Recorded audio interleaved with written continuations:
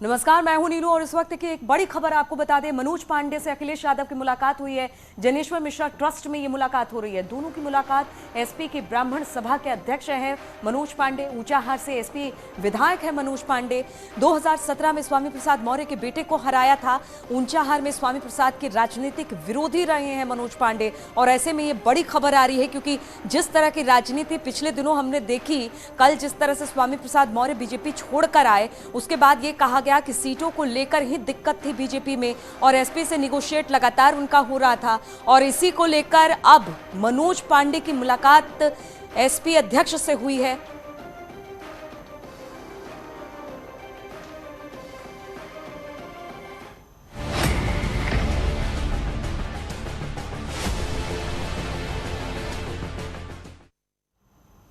और बीजेपी का गढ़ माने जाने वाली हरिद्वार विधानसभा सीट पर चुनावी सरगर्मी बढ़ने लगी। हालांकि राजनीतिक पार्टियों ने इस सीट पर अभी अपने प्रत्याशियों के नाम जारी नहीं किए, लेकिन पार्टियों के समर्थक अब जोर शोर से अपनी पार्टी की जीत का दावा कर रहे हैं। राजनीतिक दलों से अलग आम जनता भी अपनी बुनियादी समस्याओं को लेकर वोट करने का मन बनाए हुए है। न्यूज़ 18 की चुनावी चौपाल में हरिद्वार के लोगों से बात की हमारे संवाददाता पुलकित शुक्ला ने। ये जो यहाँ का पिछड़ा वर्ग है या वहाँ के जो टॉपर्स भी हैं, उनके लिए मुझे ऐसा लगता है कि थोड़ा गवर्नमेंट को और सोचना चाहिए। पिछले 5 सालों में जो विकास हुआ है आप खुद ब खुद देख सकते हैं। आप खुद अपने पीछे देखिए, फ्लाईओवर बन चुके हैं, सड़कें बन चुकी हैं। इस बार जो माहौल है वो बिल्कुल साफ भाजपा की तरफ है, क्योंकि भाजपा ने इतने विकास कार्य किए हैं, चाहे वो प्रदेश हो चाहे हमारा शहर हो। हरिद्वार शहर आज की डेट में जो एक बिल्कुल विकसित शहर के रूप में उभरा है विश्व का, और ये कह रहे हैं कि हरिद्वार में नहीं था 20 साल पहले। इसके बाद भारत में दूसरा जो सिविल सिस्टम हुआ वो बॉम्बई में हुआ। महाराष्ट्र के लोग यहाँ देखने आए। 20 साल पहले सिर्फ 22% था, आज 100% है। जन सुविधाओं के अनुसार वोटिंग करेंगे। अब तक जो बेवकूफ़ बनते आ रहे हैं, आगे के लिए हमारा जो है रुझान जो है बिल्कुल चेंज हो चुका है।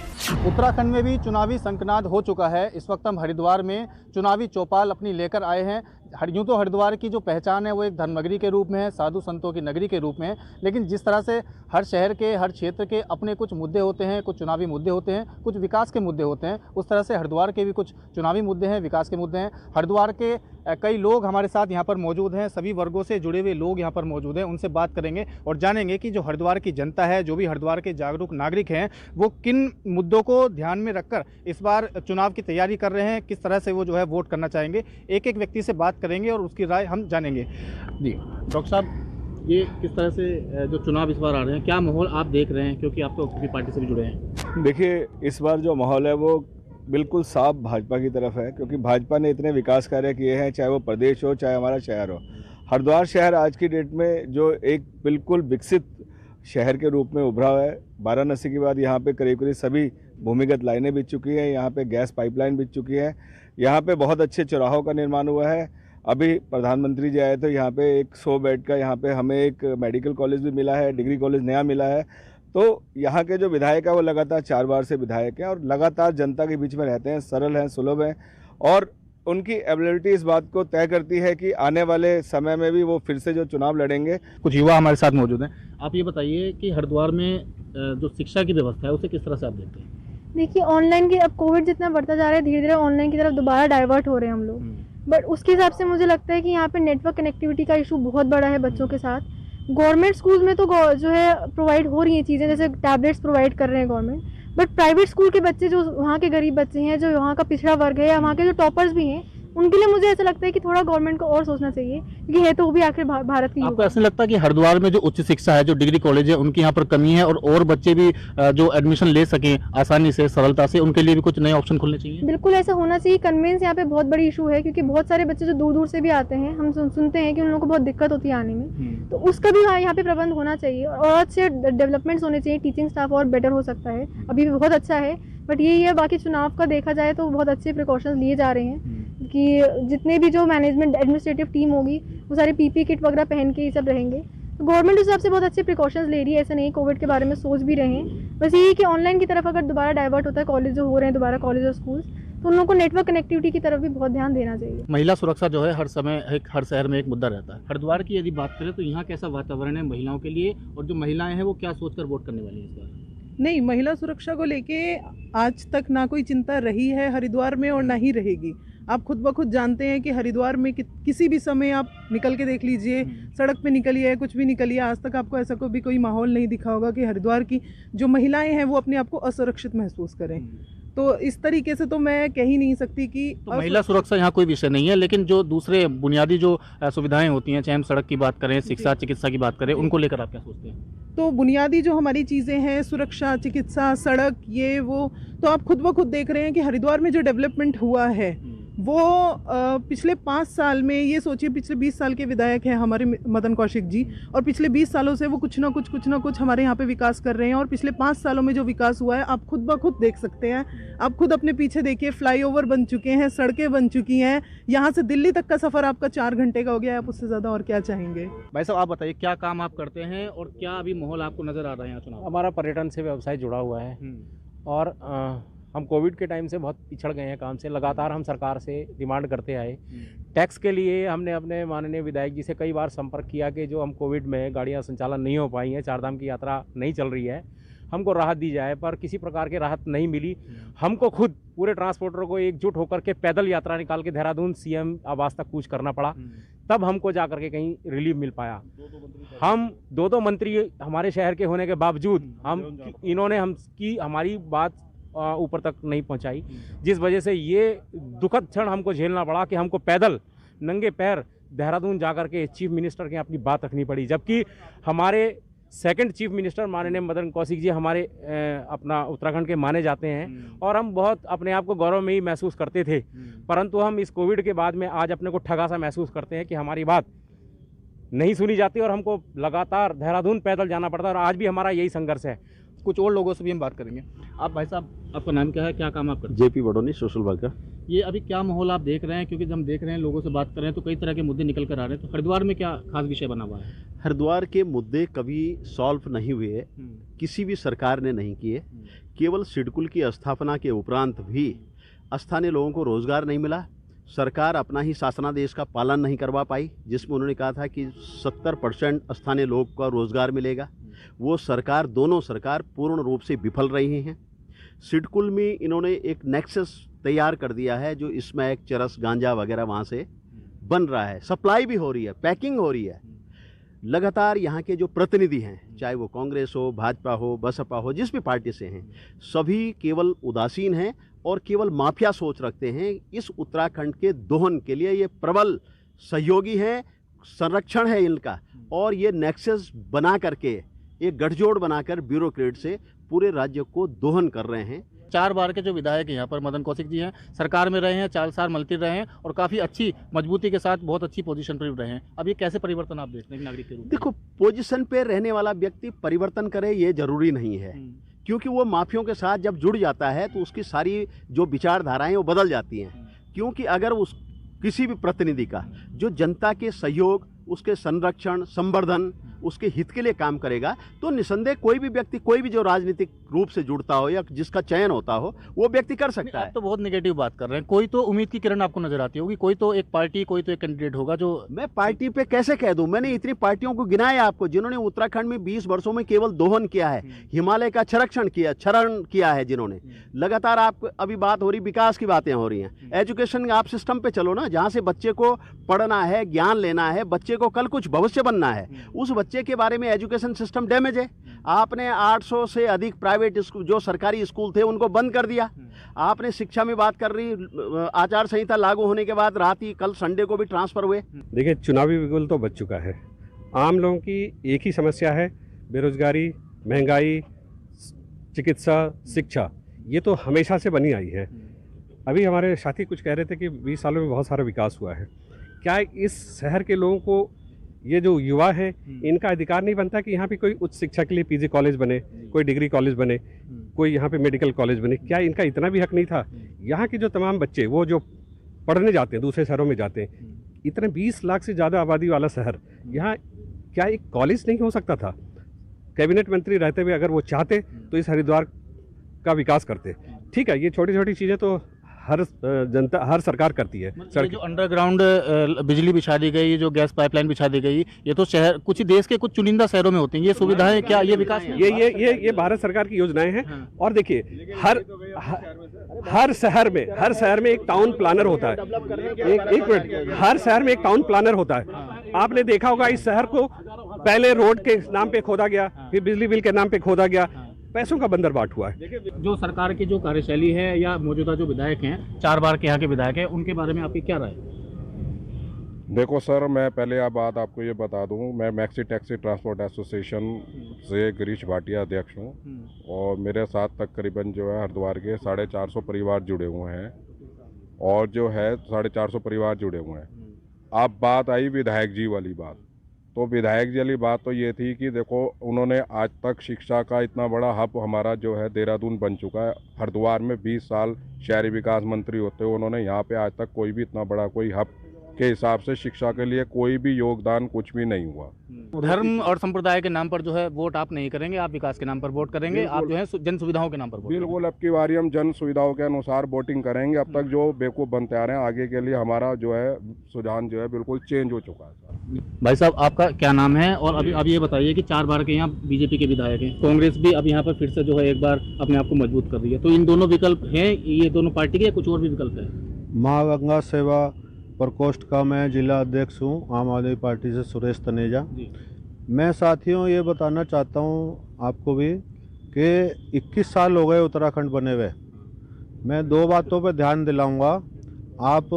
मैं मोदी जी की बहुत तारीफ़ करता था, माँ गंगा ने बुलाया है मुझे, इस तरह से उनके स्लोगन आए। नमामि गंगे योजना आई, आज भी हम गंगा माई के किनारे खड़े हैं और अभी भी जिस प्रांगण में हम खड़े हैं आप वहाँ पे जाकर देख सकते हैं। प्रेम नगर का शौचालय बना हुआ है, कितनी गंदगी है, अभी जाके आप उसका वीडियो बनाइएगा। और उसका सारा जो है नाला अभी तक किसी ने टैपिंग नहीं करा, वो जाता है गंगा जी के अंदर। ये तो हुई गंगा सफाई अभियान की बात इनकी। तो ये सारी योजनाएं फेल हुई और मैं समझता हूँ कि इन्होंने किसी भी योजना को भली भूति बंदर बाट की तरह करा। और उस तरह से जैसे राजीव गांधी ने एक बार कहा था कि मैं 1 रुपया केंद्र से भेजता हूँ, शायद मोदी जी ने भी भेजा होगा, मगर यहाँ 15 पैसे ही लगे, बाकी 85 पैसे सब लोग खाते में बट गए। कहाँ बट गए? काम नहीं हुआ, खातों में तो आए, ठेकेदार के आए, अधिकारियों के आए, किसके आए, ये तो आप जांच का विषय है। आज से 20 साल पहले हरिद्वार में ना तो सीवरेज थी, ना ही बिजली की उचित सुविधा थी, ना ही पानी का था। पहला सीवर सिस्टम हरिद्वार में चालू हुआ, विश्व का। जी बिल्कुल, विश्व का सबसे पहला सीवर सिस्टम हरिद्वार में चालू हुआ, विश्व का। और ये कह रहे हैं कि हरिद्वार में नहीं था 20 साल पहले। इसके बाद भारत में दूसरा जो सीवर सिस्टम हुआ वो बॉम्बई में हुआ। महाराष्ट्र के लोग यहाँ देखने आए। आपके दावों की धज्जियां उड़ रही हैं, 20 साल पुराने दावों की धज्जियां उड़ रही हैं। 20 साल पहले सिर्फ 22% था, आज 100% है। आज अंडरग्राउंड केबलिंग हो चुकी है 100%। आप गलत बात पे बहस कर रहे हैं। वाटर ड्रेनेज सिस्टम लेकिन कितने परसेंट था हरिद्वार में, कितने एरियाज में था हरिद्वार के? सिर्फ अभी आगे आने वाले चुनावों की बात कर लेते हैं, आने वाले चुनाव की बात करते हैं। अभी क्या लगता है कि मदन कौशिकी जो है वो जीत फिर से दर्ज करने वाले हैं, या लोगों में जिस तरह से नाराजगी है, थोड़ा असंतोष भी है, कहीं ना कहीं दिखाई देता है, उसका असर पड़ेगा? देखिए, हमारा तो यही मानना है कि जो राम को लाए हैं हम उनको ही लाएंगे। ठीक है जी। और रही बात मदन कौशिक जी की, तो उन्होंने इतना ज़्यादा विकास कार्य करा है और वो हरिद्वार के जनता के दिलों पे राज करते हैं। ठीक है, इसलिए उनको हराना नामुमकिन है। अच्छा, राम पहले भी कहीं धर्म के नाम पर आप वोट करने, धर्म के नाम पर वोट? धर्म नहीं, देखिए जो रोड्स बनी है, जो हाईवेज बने हैं, उसको हर धर्म का इंसान यूज़ करेगा। जितना हिंदू यूज़ करेगा उसे मुस्लिम और क्रिश्चियन भी उतना ही यूज़ करेगा ना, है ना। तो फिर इसमें धर्म के लिए क्या बात आ गई? अगर हॉस्पिटल बनाए तो सारे आप देखते होंगे मुस्लिम्स भी जाते हैं, हिंदू भी जाते हैं, क्रिश्चियंस भी जाते हैं, है ना। लेकिन कुछ बुनियादी चीज़ें हैं जैसे कि शिक्षा हुई, चिकित्सा हुई, सड़कों की हालत कुछ समय पहले तक बहुत बुरी थी, हालांकि फिलहाल यहाँ हरिद्वार में सुधार हुआ है, अच्छी हो गई है। देखिए 95% आप देखेंगे सड़कें नहीं बन चुकी हैं, अच्छी सुविधाएं हैं। पहले हमारे को 2 घंटे लगते थे देहरादून पहुँचने में, अब लोग 40 मिनट में पहुँचते हैं विदाउट ब्रेक्स लगाए गाड़ी में जो है। और ये सफ़र और कम होने वाला है अभी। ऐसे ही हमारा दिल्ली से हरिद्वार का सफ़र पहले 6-7 घंटे तक था, जिसमें ड्राइवर भी परेशान होता था और हमारे परिवार के सदस्य भी परेशान होते थे। लेकिन अब वो 2.5-3-4 घंटे में कंप्लीट हो जाता है और बहुत ही स्मूथ। सड़कों की हालत जो है सुधरी, भाई साहब आप बताइए, सड़कों की हालत सुधरी है, नेशनल हाईवे बने हैं, हरिद्वार की जो आंतरिक सड़कें हैं उनकी भी कई नई सड़कें उनमें बनी हैं, अब क्या माहौल आपको लगता है आगे के लिए? पहले मैं आपको बता दूं, मेरा नाम अरविंद खनीजा है, मैं ट्रैवल एंड एसोसिएशन से संबंधित व्यक्ति हूं और पुराने करीबन 20-25 साल से व्यवसाय कर रहा हूं। मैं भाई की बात से सहमत हूं बिल्कुल कि सड़कें बनी है, लेकिन कैसे बनी है ये लोग आप देख चुके हैं। पिछले साल आप डोईवाला में पहली बारिश में ही 3 गाड़ियां पुल समेत नीचे आई थी, ऐसी सड़कें बनी हैं। क्योंकि जो अगर जितना पैसा सरकार ने भेजा, उनका कहना बिल्कुल ठीक है, 15 पैसे ही लगे हैं, 85 पैसे अधिकारियों के जेब में गए अभी भी। ये NH 58 बना 10 साल लग गए इसे कंप्लीट होने में। अगर ये तरीके से बना होता तो 5 साल पहले भी बन चुका होता। मैंने कहा मैं आपकी बात भी कर रहा हूँ, कोई भी सरकार आती है, कोई भी सरकार आती है, सरकार कोई कभी जनता के लिए पूरा नहीं सोचती। मैं अगर कांग्रेस की बात नहीं कर रहा हूँ, मैं बीजेपी की बात नहीं कर रहा हूँ, मैं किसी बात नहीं किया। मैं एक मेरी बात करने के मैं आपकी बात के बीच में नहीं बोला। आप एक एक करके बात कीजिए। मैं एक ट्रैवल व्यवसायी हूँ और मैं पिछले 2 साल से जो मार झेल रहा हूँ, शायद ही आपको पता होगा, उत्तराखंड हमारा 95% पर्यटन पर डिपेंडेड है, जिसका हमारे माननीय प्रधानमंत्री जी भी कॉर्बेट में जाकर डिस्कवरी चैनल पर शूट करवा कर प्रमोशन कर चुके हैं। लेकिन कोविड के बाद पूरा हिंदुस्तान खुल गया, हिमाचल प्रदेश खुल गया, गोवा खुल गया, सारे हिल स्टेशन खुल गए। उत्तराखंड में ऐसी क्या मार आई थी उसको नहीं खोला गया? उसको खुलवाने के लिए हमारे भाई ने हरिद्वार से देहरादून तक कम से कम 250 आदमी पैदल मार्च किए, हमारी बात को तब भी नहीं सुना गया। हमने रोड पे बैठ के भीख मांगी, हमारी बात को तब भी नहीं सुना गया। डमरू बजा के सरकार को जगाने का काम किया, सरकार जब भी सोती रही। इनको कौन सा कैप्सूल चाहिए था ये यात्रा खुलवाने के लिए? जैसा ये जो जनता खड़ी है ना ट्रैवल एजेंसी, जो इन्होंने काम किया है, इस सरकार ने उसका 1% भी काम किया। ट्रैवल व्यवसायियों को, पर्यटन से जुड़े व्यवसायियों को अपना काम चलाने के लिए काफी संघर्ष करना पड़ा। अब ये करें इस सरकार भी कर रहे हैं। आज की मैं एक मिनट मेरी बात मैं बता रहा हूँ, आपको बता रहा हूँ, आज की बात सुनिए, एक मिनट मेरी बात पूरी होनी है, मेरी बात सुनिए वाले, आप बोलिए, बिल्कुल बोलिए, मैं किसी पार्टी को लेकर नहीं बोल रहा हूँ। आज की बात यह, हम ट्रैवल व्यवसायी जो मार झेल चुके हैं, मोटर मालिक जो मार झेल चुका है, शायद और व्यवसाय हरिद्वार में नहीं झेला होगा। उसके बाद क्या होता है, अब कल चुनाव की घोषणा हो गई है, तिथि आ गई है कि 14 फरवरी को चुनाव होंगे। कल से ही हमारी गाड़ियां अधिग्रहण करनी शुरू कर दी गई हैं। 1.25 महीने के लिए आप गाड़ी अधिग्रहण कर रहे हैं और आप ये नहीं बता रहे कि आप हमें दोगे क्या? हमें पहले भी अधिग्रहण कर लेते हैं। एक पैसा 600 रुपये रोज देते हैं हमारे कुछ गाड़ी का, जिसमें 600 रुपये प्रतिदिन का ड्राइवर है, गाड़ी मालिक कहाँ से देगा? टैक्स कहाँ से देगा? उस गाड़ी का टैक्स, उस गाड़ी की मेंटेनेंस कहाँ से देगा? उस गाड़ी की किस्त कहाँ से देगा? कभी आपने सोचा इस चीज के लिए? नहीं, सिर्फ अधिग्रहण। ट्रैवल व्यवसायियों की अपनी काफ़ी परेशानियां हैं, काफ़ी मशक्कत है। कुछ और लोग यहाँ मौजूद। भाई साहब आप बताइए कि अब हरिद्वार का जो चुनाव है ये किन मुद्दों पर होने वाला है? हरिद्वार की क्या कुछ मूल समस्याएं हैं? आप क्या सोचकर बोल? भाई साहब बहुत अच्छी बात कही आपने। अभी ये ट्रैवल व्यवसायी भाई कह रहे थे कि हरिद्वार की यात्रा नहीं खोल पाई, उसके पीछे रीजन क्या है वो भी आप सुन लीजिएगा। जो हरिद्वार के भाभी टिकट तो मिलना नहीं है उनको, जो सत्यपाल जी के PRO बनेंगे सचिन डबराल, उन्होंने हाई कोर्ट में याचिका डाल दी कि यात्रा नहीं खुलनी चाहिए हरिद्वार में। उसके पास हाई कोर्ट से बुलाया क्योंकि सत्यपाल जी चाहते थे कि यात्रा न खुले और कांग्रेस सरकार को बदनाम करे। सरकार को बदनाम करने के लिए कोर्ट में याचिका डाली गई, कांग्रेस के द्वारा है, वो व्यक्ति सचिन डबराल है, और उसके बाद उसको कोर्ट ले जाया गया, तब यात्रा खोली गई वहां पर। ये सुनिए ना, ट्रैवल व्यवसायियों की कांग्रेस के द्वारा ये ट्रैवल व्यवसायियों की लड़ाई यहाँ पर नहीं, यहाँ पर ट्रैवल व्यवसायियों की लड़ाई, यहाँ पर ट्रैवल व्यवसायियों की लड़ाई नहीं। हम हरिद्वार की मूल समस्याओं की बात कर रहे हैं, मूल मुद्दों की बात कर रहे हैं। तो याचिका डाली है हाई कोर्ट के अंदर, जो हाई कोर्ट के अंदर याचिका डाली है, आपको पता कौन है? सुप्रीम कोर्ट डाली है। किसने डाली? किसके कहने पर खंडन हुआ? धामी सरकार ने उसको करवाया कैंसिल जाकर। ये मानते हो आप? ये सरकार, कांग्रेस सरकार के जो प्रतिनिधि है, पूर्व नगरपालिका अध्यक्ष है, उनके PRO है वो, और उन्होंने जाके बना लिया। सरकार ने मना कर दिया, हमारे पे मेडिकल सुविधा इतनी नहीं है, हम नहीं चल पाएंगे। सरकार ने हाथ खड़े कर दिए थे और सारे मंत्रियों के लिए, लेकिन बाद में यात्रा खोली भी गई। आपकी मांग पर थे, उनकी मीटिंग हमने करवाई ले जाके, और जाकर हाई कोर्ट हम गए, सुप्रीम कोर्ट हम गए। ये जो बात कर रहे हैं ना, किसने डाली? आपको पता है? किसने डाली थी? मेडिकल सुविधाओं के साथ हाथ खड़े कर दिए। तो चुनावी चौपाल में हरिद्वार के जनता के सभी वर्गों से लुगे हुए लोगों से हमने यहाँ पर बात की, उनकी राय हमने जानी। आगे भी हम ये राय लेकर आते रहेंगे और आप तक पहुँचाते रहेंगे। बने रहिए हमारे साथ। न्यूज़ 18 पुलकित शुक्ला, हरिद्वार।